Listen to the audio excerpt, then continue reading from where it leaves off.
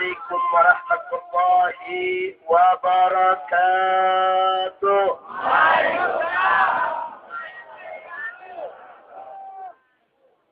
بسم الله والحمد لله ولا حول ولا قوة إلا بالله. أشهد أن لا إله إلا الله وحده لا شريك له، وأشهد أن سيدنا محمدا عبده ورسوله لا نبي بعده. اللهم صل وسلم وبارك على سيدنا وحبيبنا وشفيعنا ومولانا نبينا محمد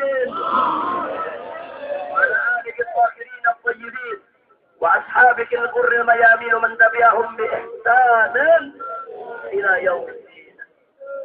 عباد الله، أوصيكم جميعا ونفسي بتقوى الله وبطاعة رسول الله صلى الله عليه وسلم.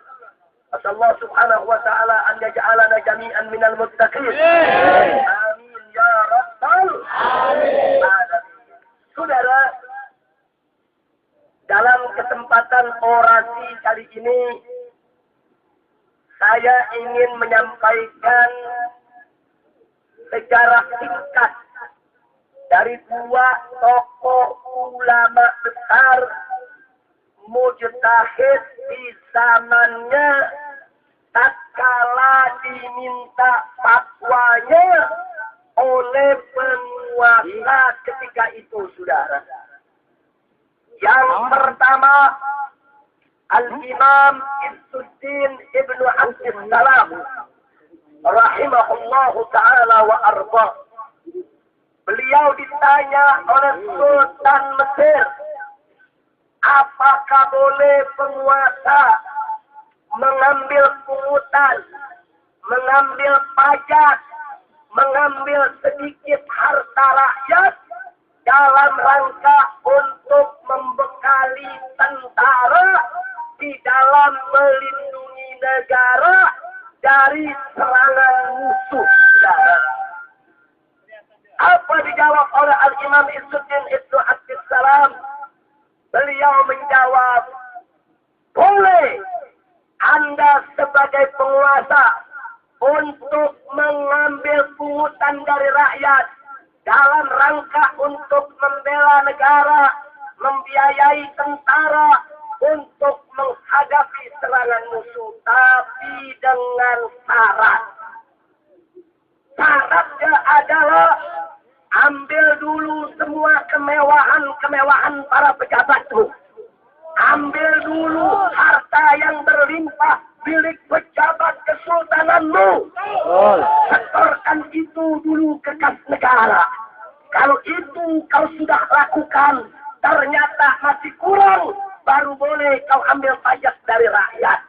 Tapi kalau kemewahan yang dimiliki oleh para pejabatmu tidak kau ambil dulu, tidak kau berikan untuk kas negara, demi Allah haram kau mau ambil walaupun hanya 1 dirham dari kau punya rakyat.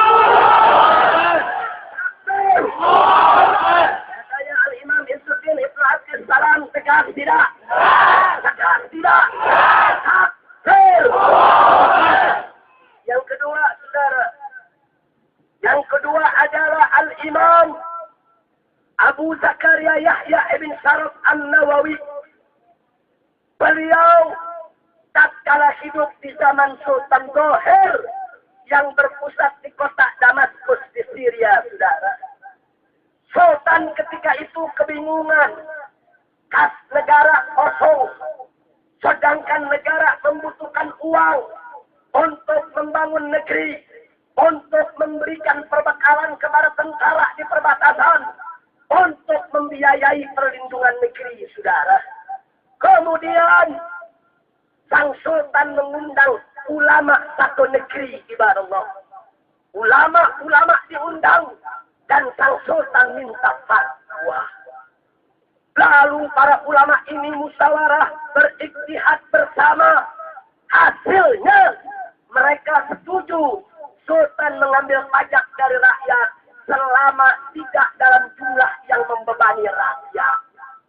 Selanjutnya fatwa tersebut ditulis, para ulama tanda tangan, saudara. Lalu Sultan bertanya, para ulama yang berkumpul saat ini, masih adakah ulama lain yang hari ini tidak hadir, yang aku perlu meminta daripada persetujuannya terhadap fatwa ini? Para ulama yang hadir sepakat mengatakan, Tuan Sultan, Anda luput mengundang satu orang ulama. Siapa dia? Dia adalah Abu Zakaria Yahya ibn Syaraf yang tinggal di desa Nawa di pinggir kota Damaskus, saudara. Kemudian kata Sultan, apa perlu mengundang dia? Kenapa Sultan meremehkan Imam Nawawi? Sultan nggak kenal kebesaran Nawawi. Kenapa Sultan tidak kenal? Karena Imam Nawawi bukan kiai istana. Karena Imam Nawawi bukan ulama istana. Karena ulama Imam Nawawi ini adalah ulama milik umat Islam, yang bergaul dengan umat Islam, yang tidak pernah ngesor minta-minta bantuan ke istana, saudara. Takbir. Kemudian kata Sultan, apa masih perlu undang dia? Apa jawab para ulama, Tuan Sultan? Kalau kau tidak undang dia, walaupun kami sepakat rakyat boleh bayar pajak, tapi kalau Nawawi mengatakan tidak, maka rakyat tidak akan ada yang bayar pajak, Tuan Sultan. Karena Imam Nawawi dicintai umat, dihormati umat, orang yang berilmu, orang yang berakhlak, yang mengikuti salafus saleh. Kemudian Sultan kirim pengawalnya, diundang Imam Nawawi datang ke istana, saudara. Sampai di istana, Sultan mengatakan kepada Imam Nawawi, ya Aba Zakaria, ini ulama semua yang hadir sudah setuju aku ambil pajak dari rakyat. Alangkah indahnya kalau engkau sebagai seorang sosok ulama yang disegani ikut untuk menyetujui fatwa tersebut. Tentu kami Umaro akan sangat berterima kasih kepada Anda. Lalu apa jawab Imam Nawawi? Ya Sultan, aku setuju untuk ikut sepakat dalam fatwa tersebut. Tapi aku minta kau jawab dulu 3 pertanyaan. Kalau kau bisa jawab dengan baik, aku setuju kau ambil pajak dari rakyat. Tapi kalau kau tidak bisa untuk menjawab dengan baik, jangan mimpi kau boleh ambil pajak dari rakyat. Kemudian saudara, mulailah Imam Nawawi mengajukan pertanyaan. Sultan mengatakan, Salma Syekha, silakan kau tanyakan apa yang kau mau tanya. Kata Imam Nawawi, yang pertama, untuk apa kau ambil pajak dari rakyat? Untuk apa? Sultan menjawab, untuk membangun negeri, untuk membekali tentara di perbatasan, untuk melindungi negara. Imam Nawawi mengatakan, tanta, bagus, kau punya jawaban bagus. Sekarang yang kedua, Tuan Sultan, kita kan punya Baitul Mal, kita punya kas negara. Kenapa tidak ambil dari kas negara saja? Kenapa harus ambil pajak dari rakyat? Ambil dulu dong dari kas negara, jangan minta dulu dari rakyat. Apa kata Tuan Sultan? Sultan menjawab, ya Aba Zakaria, kalau kas negara itu ada isinya, aku tidak minta pajak dari rakyat. Ini kas negaranya kosong. Kas negara tidak ada isi. Apa kata Imam Nawawi? Tanta, bagus, kau punya jawaban. Sekarang pertanyaanku yang ketiga, Sultan, aku mau tanya, kenapa kas negara kosong? Kemarin semua rakyat tahu kas negara kita berlimpah, kas negara kita kaya raya. Kenapa kas negara itu kosong? Kenapa kosong? Sultan marah, saudara. Berdiri dari kursinya. Dia katakan, ya Abu Zakaria, ada taksub di soalik. Hei Abu Zakaria, kau punya maksud apa dengan pertanyaanmu? Sultan marah.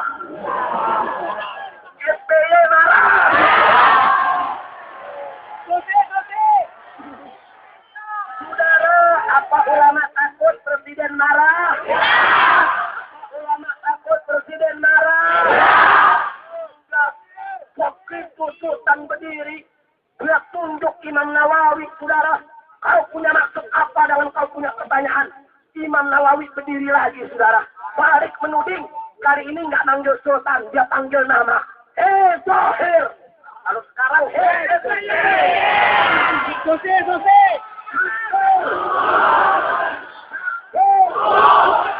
Dia katakan, Zahir. Kau jangan berpura-pura. Kenapa kas negara kosong? Karena kau puas dengan ratus dan serakah. Kau bagi-bagi untuk istri-istrimu, untuk putri-putrimu, untuk kerabat-kerabatmu, untuk pejabat-pejabatmu. Sehingga kas negara itu kosong. Karena itu, Zahir, kau kembalikan dulu. Ambil itu prateri, semua perhiasan istri-istrimu, semua harta benda pejabat-pejabatmu yang kau kuras dari kas negara. Kembalikan dulu ke kas negara. Kalau masih kurang, baru boleh ambil pajak dari rakyat. Tapi kalau kau tidak kembalikan itu semua, demi Allah, haram kau ambil pajak dari rakyat walaupun satu nilai.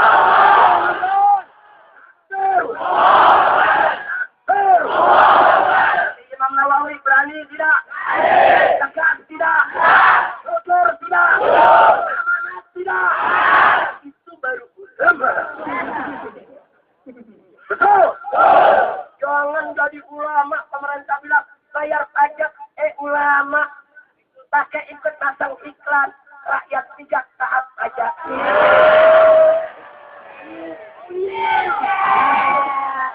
Betul. Itu namanya kiai unyil. Ulama mesti punya harga diri. Bela rakyat, bela umat. Betul. Betul. Maka itu, saudara, tugas para habaib, tugas para ulama, tugas para kiai, bukan hanya mengajarkan umat bagaimana cara sholat, bukan hanya mengajarkan umat, saudara, tentang zakat, tentang fikih, tentang sholat, tentang puasa. Tidak sampai di situ, tapi ulama juga harus peduli untuk bela rakyat, harus peduli untuk bela umat. Betul. Takbir. Takbir. Takbir. Siap bela rakyat. Siap bela umat. Takbir. Siap lawan SBY. Kanyang SBY. Kanyang SBY.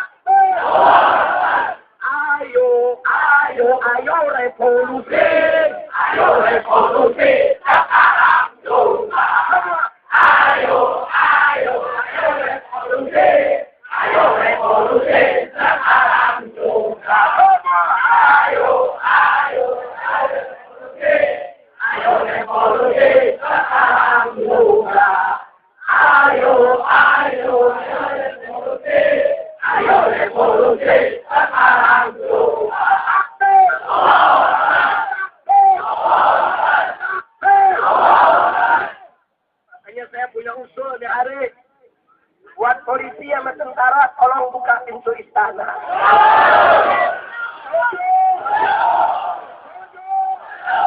Jadi kita nggak perlu berantem sama polisi. Polisi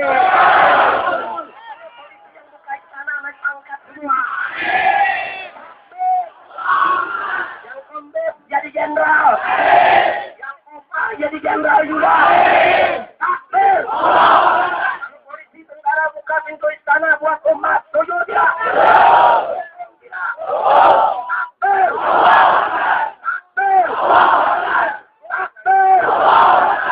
Saudara, yang perlu diganyang bukan SBY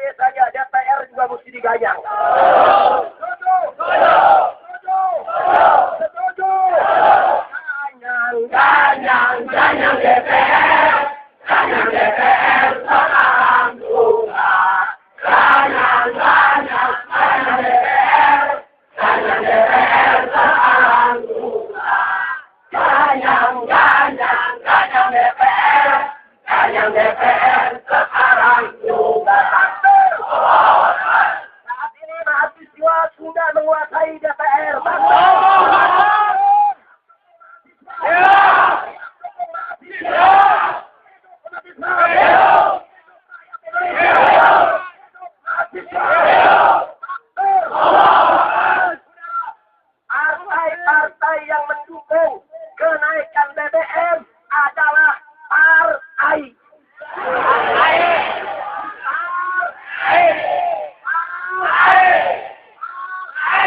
Yang namanya partai tempatnya bukan di DPR, di WC.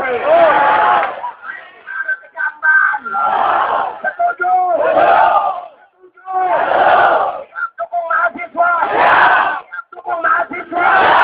Mahasiswa udah rebut DPR, kapan kita rebut istana?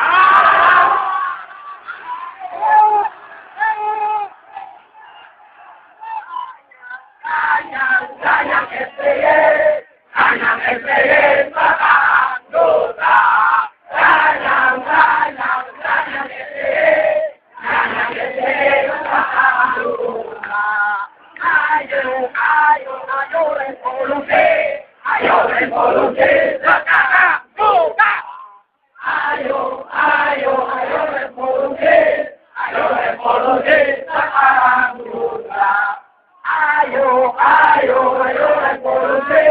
Ayo revolusi, sekarang juga. Ayo revolusi, sekarang juga. Ayo revolusi, sekarang juga. Ayo revolusi, sekarang juga.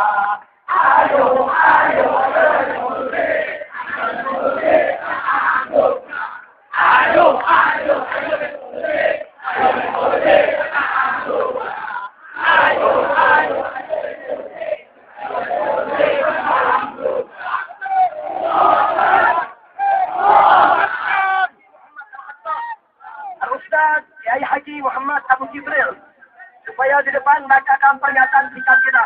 Sekali lagi DPR sudah dikuasai mahasiswa. Takbir. Rakyat Indonesia. Hidup mahasiswa.